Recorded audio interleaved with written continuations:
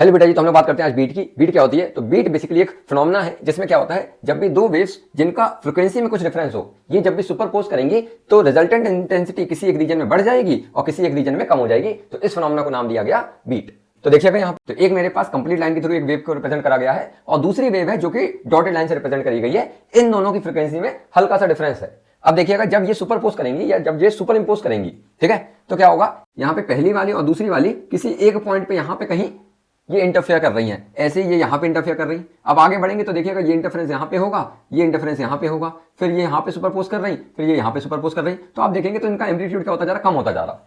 Clear है? तो इन दोनों को अगर सुपरपोज करा दे तो यहाँ पे देखिएगा एम्पलीट्यूड ज्यादा है, फिर कम हुआ और कम हुआ और कम हुआ, तो एक रीजन पे एम्पलीट्यूड क्या हो जाएगा, बहुत कम हो जाएगा। फिर यहाँ से देखा जाएगा इसके आगे तो फिर से जो इंटरफेरेंस हो रहा है वो रिजल्टेंट एम्पलीट्यूड यहाँ पे मिला, फिर हमें यहाँ पे मिला, फिर हमें यहाँ पे मिला, तो इस तरीके से रिजल्टेंट एम्पलीट्यूड बढ़ता जाएगा। तो बेसिकली क्या होता है, एक रीजन में एनर्जी का रीडिस्ट्रीब्यूशन होता है या इंटेंसिटी का रीडिस्ट्रीब्यूशन होता है, जिसकी वजह से रिजल्टेंट इंटेंसिटी किसी एक रीजन में ज्यादा होगी और वहीं पे किसी दूसरे रीजन में कम होगी। तो इस फिनोमेना को नाम दिया गया बीट। अब बात आती है इसके डेरिवेशन की। तो डेरिवेशन में देखिएगा यहां पे हम लोग ने क्या रखा है, दो साउंड वेव ले रखे हैं जिसका डिस्प्लेसमेंट रिप्रेजेंट करा गया है y1 is equal to a sin omega t होता, तो ओमेगा को लिख सकते हैं 2πf।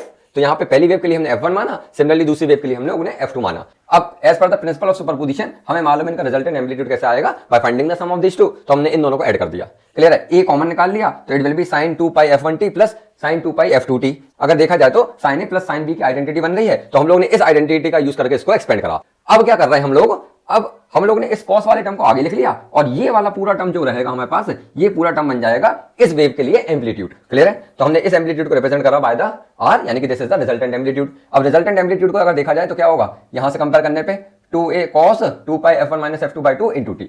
अब रिजल्टेंट एम्पलीट्यूड मैक्सिमम अगर हमें चाहिए है तो मैक्सिमम एम्पलीट्यूड कब आएगा, जब cos अपनी मैक्सिमम वैल्यू दे।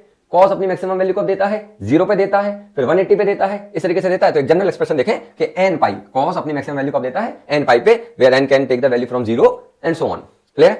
तो अगर कंपैरिजन बेसिस पे देखें तो यहाँ पे एंगल ये है, यहाँ पे एंगल ये है, तो 2πf1 plus f2 into t upon 2 will be equal to n pi. यहां से हमने t के लिए सॉल्व करा तो t के लिए जो एक्सप्रेशन आया that will be n by f1 minus f2। इतना क्लियर है बेटा? अब अगर n की वैल्यू अलग अलग डालते जाएंगे तो t की वैल्यू आती जाएगी। जैसे n की वैल्यू को 0 डाला तो t 0 आ गया, n की वैल्यू को 1 डाला तो t1 आ गया, n की वैल्यू को 2 डाला तो t2 आ गया। अब ये t1 और t2 है क्या बेसिकली, तो ये वो टाइम है जहां पे मेरा एम्पलीट्यूड क्या होगा, मैक्सिमम होगा। और ये बात क्लियर है? अगर मैं टाइम पीरियड निकालना चाहता हूं तो इन दोनों का डिफरेंस निकाल ले, यानी कि मैं t2 में से t1 को माइनस कर दूं या t1 में से t0 को माइनस कर दूं, तो मेरे पास क्या आएगा, टाइम पीरियड। तो इन दोनों को जब सेपरेट करेंगे तो हमारे पास जो टाइम पीरियड आएगा that will B 1/f1 minus f2। अब फ्रीक्वेंसी की बात करें तो यहाँ पे इसको नाम देते हैं क्या, बीट फ्रीक्वेंसी क्या होती है। तो बीट फ्रीक्वेंसी क्या होगा, जो टाइम पीरियड आया उसका रेसिप्रोकल, तो रेसिप्रोकल करेंगे तो beat frequency will be equal to f1 minus f2।